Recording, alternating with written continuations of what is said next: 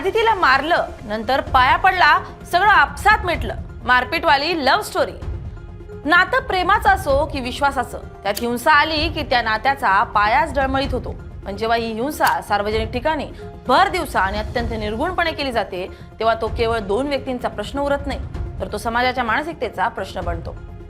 पिंपरी चिंचवडमधील मोशी परिसरातून एक असाच व्हिडिओ समोर आला, ज्यानं महाराष्ट्र हादरला. एका कपड्यांच्या दुकानात घुसून एका तरुणानं आपल्या प्रेयसीला लाथाबुक्क्यांनी बेदम मारलं. डोक्याचे केस पकडून तिला जमिनीवर आपटून मारलं. पण या घटनेचा शेवट इथंच झाला नाही. मारहाण केल्यानंतर तोच तरुण तिच्या पाया पडला, माफी मागितली आणि जेव्हा पोलीस मदतीला धावून आले तेव्हा त्या तरुणीनं असं काही म्हटलं जे पोलीसही चक्रावून गेले. काय आहे नेमकं प्रकरण पाहूया त्या व्हिडिओमधून. नमस्कार, मी स्नेहल चौधरी, आपण पाहतात एलएस मराठी. एक तरुण कपड्याच्या दुकानात घुसतो आणि काही काळाच्या आत त्या तरुणीला बेदम मारायला चालू करतो आणि इथवर तो थांबत नाही, तर तिला खाली पाडून लाथाबुक्क्यांनी मारतो. हात दुखतो तरी तो मारायचं सोडत नाही. तोंडावर, पाठीवर, डोक्यात जिथं हात जाईल तिथं हा तरुण त्या प्रेयसीला बेदम मारहाण करतो. तरुणी रडत असते तरी त्याचा राग शांत होत नाही. शेवटी तिचा मोबाईल फरशीवर आपटून तो फोडून टाकतो. ही घटना घडली पुण्याच्या उपनगरातील मोशी या ठिकाणी असलेल्या एका गजबजलेल्या कपड्याच्या दुकानात. सीसीटीव्ही मध्ये हा संपूर्ण प्रकार कैद झालाय. तो तिला ओढत दुकानाच्या एका कोपऱ्यात नेतो, तिला तिथे सपासप चापटा मारतो आणि तिथं जमिनीवर पडलेली असताना तिच्या पोटावर आणि पाठीवर लाथा मारतो. दुकानात एक लहान मुलगी असते, तिच्या समोर हा प्रकार घडतोय. संशयाचं भूत डोक्यात शिरलेला हा तरुण इतका हिंसक झाला होता की त्याला आपण सार्वजनिक ठिकाणी आहोत आणि हे सगळं कॅमेऱ्यात कैद होतंय याचंही भान उरलं नव्हतं. मारहाण करून झाल्यावर त्या तरुणाच्या वागण्यात अचानक बदल होतो. तो त्याच ठिकाणी त्या तरुणीच्या पाया पडतो आणि माफी मागायला लागतो. सोशल मीडियावर हा व्हिडिओ व्हायरल झाल्यानंतर पिंपरी चिंचवड पोलिसांनी याची तातडीनं दखल घेतली. पोलीस त्या तरुणीपर्यंत पोहोचले. मात्र जेव्हा तिला विचारण्यात आलं की तुला कायदेशीर कारवाई करायची का, तेव्हा तिनं जे उत्तर दिलं त्यानं सर्वांनाच आश्चर्याचा धक्का बसला. तरुणीने तक्रार द्यायला नकार दिला आणि तिचं म्हणणं आहे की त्यानं माफी मागितली आहे. हा आमचा वैयक्तिक विषय आहे, त्यामुळे मला पोलिसात कोणतीही तक्रार द्यायची नाही. त्यामुळे इथं कायद्यासमोर एक मोठी अडचण निर्माण झाली आहे. जर पीडित व्यक्ती स्वतःहून तक्रार देण्यास नकार देत असेल तर पोलीस काही मर्यादेपर्यंतच कारवाई करू शकतात. मात्र सार्वजनिक ठिकाणी अशा प्रकारे दहशत निर्माण करणं हा गुन्हा ठरत नाही का, हा प्रश्न आता उपस्थित झालाय. मारहाण करणाऱ्या तरुणाचं नाव अद्याप पोलिसांनी अधिकृतपणे प्रसिद्ध केलेलं नाही. मात्र तो या तरुणीचा प्रियकर असून ते दोघे एकमेकांना गेल्या काही काळापासून ओळखत असल्याचं तपासात समोर आलंय.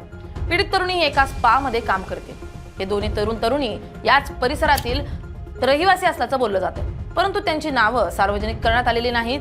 पोलिसांनी या दोघांनाही पोलीस ठाण्यात बोलवलं होतं. मात्र तरुणीनं आपला हा खासगी वाद असल्याचं सांगून प्रियकराविरुद्ध लेखी तक्रार देण्यास स्पष्ट नकार दिला. आता आपण सर्वात महत्त्वाच्या मुद्द्याकडे वळूया. एखादी मुलगी इतकं अमानुष मार खाऊनही हा आमचा पर्सनल मॅटर आहे असं का म्हणते? यामागे अनेक गुंतागुंतीची कारणं असू शकतात. आपल्या देशात आजही मुलींना वाटतं की जर पोलीस केस झाली तर त्यांच्या चारित्र्यावर चिंतोडे उडवले जातील. घरच्यांना काय सांगायचं आणि समाज काय म्हणेल ही भीती न्यायापेक्षा मोठी वाटते. जर तक्रार केली आणि तो तरुण तुरुंगात गेला तर सुटून आल्यावर तो अधिक हिंसक होऊन बदला घेईल का, या भीतीनं अनेक मुली गप्प बसतात.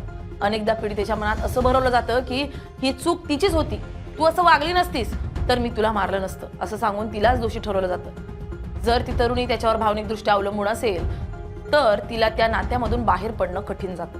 कायद्यानुसार सार्वजनिक कायद्याचा भंग केल्याबद्दल पोलीस स्वतःहून दखल घेऊ शकतात, पण मूळ गुन्हा हा शारीरिक इजा पोहोचवण्याचा असतो. त्यासाठी पीडितेची साक्ष महत्त्वाची ठरते. मोशीच्या या घटनेनं आपल्याला एक धडा दिलाय.